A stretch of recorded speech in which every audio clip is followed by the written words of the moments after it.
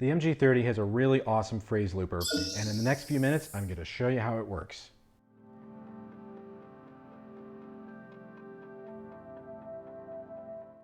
Hey there, it's Scott at the Pedal Guy. How you doing? Well, we're all about pedal demos, pedal knowledge, and pedal sales. I love pedals, and so do you. In today's video, I'm going to take you through the phrase looper of the NuX MG30.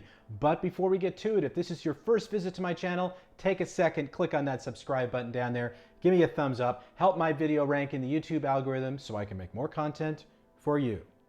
Well, this is a video I've been meaning to get to for some time. The phrase looper inside of the MG30 is fantastic. It runs independently of the presets, so you can layer all different types of things on top of each other. But do keep in mind, this is a phrase looper, meaning that it does not export the loop, it doesn't save the loop so you can take it to the gig. You do everything live in real time, but it's got some really powerful features that I think you're going to really like. Let's get to that demo. Let's start the demo by showing you how to get into the looper first. You want to use the first two foot switches here on the MG30. Press them in the same time and that'll get you into the looper. If you want to exit the looper, just use the third foot switch here, double tap on it, and that'll get you out of the looper. But let's go ahead and get back in there. Okay, so the looper is controlled by these two foot switches and by these four rotary encoders and of course the master encoder here at the top. Let's go over the layout. The first foot switch here handles your playback, your recording, your overdubbing, your stop, your clear, your undo, and your redo. All from this one little foot switch, believe it or not. And I'll show you how to use it, don't worry. To the right of that, we have the drum pause and play button. So this is what we would use to activate the drum machine. Up here at the top, we have the four rotary encoders, and these all handle specific functions within the looper. So the first encoder here handles the volume of the playback of the looper itself. So we just use this to adjust the volume. We can also use this to toggle between stereo and mono. And just as a reminder, when you're in mono, you can record up to 60 seconds of looping data. When you're in stereo, that gives you 30 seconds. The other thing you can do here is you can press and hold, and this will go to what's called the record mode window, where you can choose between normal record, which will mean that when you press the record foot switch, it'll just start recording. Or you can tap on this and go to what's called auto record. And when you press record, it's simply going to wait until you start playing something back on your guitar and it'll start recording. I'm going to keep it there. I'm also going to press and hold to get out of that window so we can move over to the next rotary encoder. This handles the drum machine volume playback. So let's go ahead and start playing some drums. Okay, pretty straightforward stuff. But if you press this, you now get a 3-band EQ to play with. So you can now adjust the EQ of the bass, the middle, and the treble. Press it again, and now you're back to square one. To the right of that, we have the tempo control. And the tempo control can be handled numerically by using the rotary encoder, or if you want to tap tempo, you can make any adjustments you want. I'm going to go back to 120 for this demo though.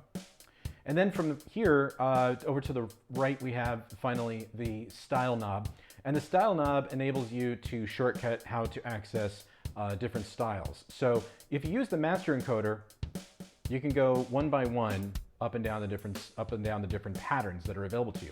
However, what you could do is you could also use the style knob and simply jump to country or blues or all the way up to reggae if you wanted to. It's just kind of a way to get you there a little faster.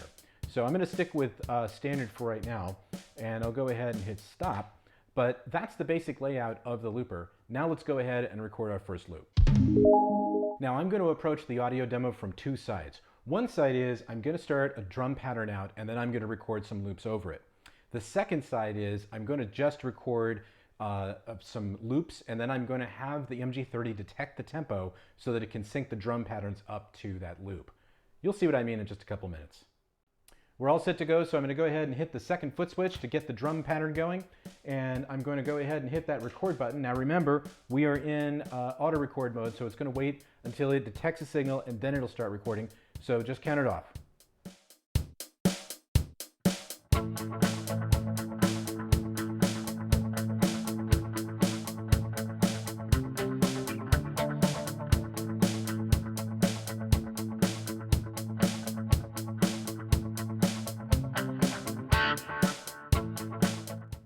Okay, so that's a pretty clean loop. At this point now, here's a little trick. So if you're playing back and you want to layer more sounds on top of each other, why not find a different sound, right? So double tap to get back to the top window, and now you can actually go to another preset and you can layer a completely different sound on top of that already recorded loop. It runs independently of the presets, and that's a really cool little feature because not all multi-effects processors have this function. Let's go back in there. And now at this point, what we're gonna do is we're gonna go ahead and record an overdub. So I'm going to press that first foot switch, and you can see it says dub. And once it gets to the top and starts recycling, I'm gonna go ahead and record an overdub. Here we go.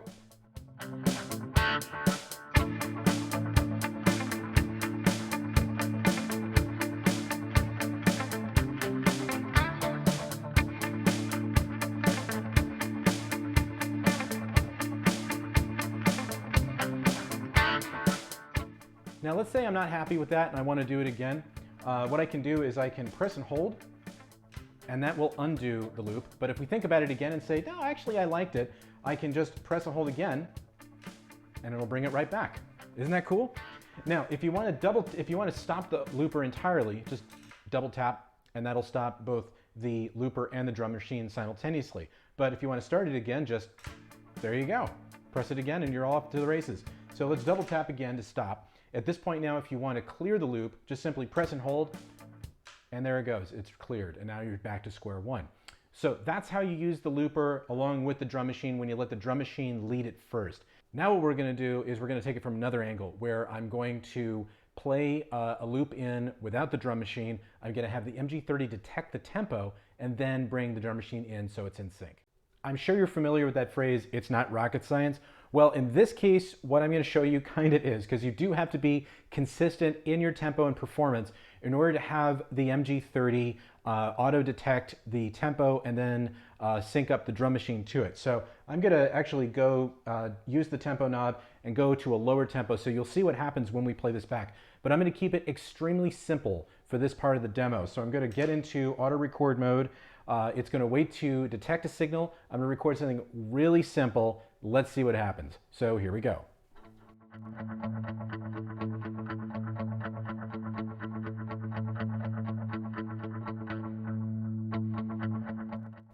Okay, so it's detected a tempo of 121. Let's see what happens when it recycles. Okay, it's pretty clean. So let's go ahead and get the drum machine going. Let's see if it matches up.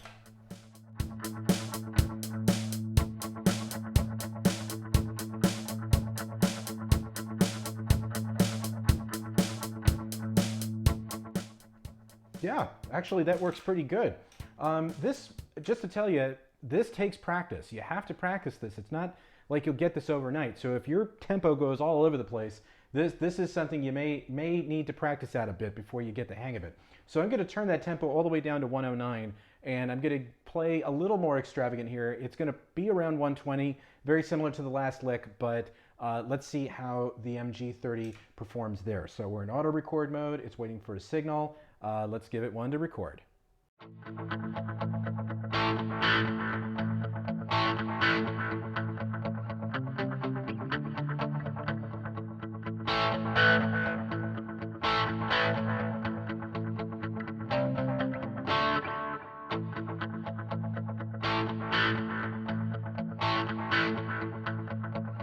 Okay, so that's pretty clean. You can see that's detected a tempo of 122. Let's see what it sounds like when it recycles. Not bad. So if we play the drum machine back,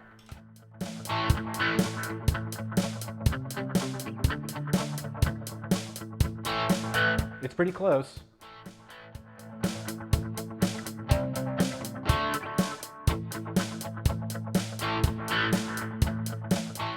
There's a couple of variations in there, but that's because I played at little embellishments on the backbeat. And so sometimes that'll give you kind of mixed results.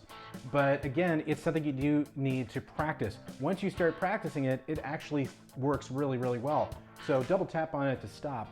But that's essentially how the looper works from those two different angles. So I hope you enjoyed this video, and we'll see you in the next one.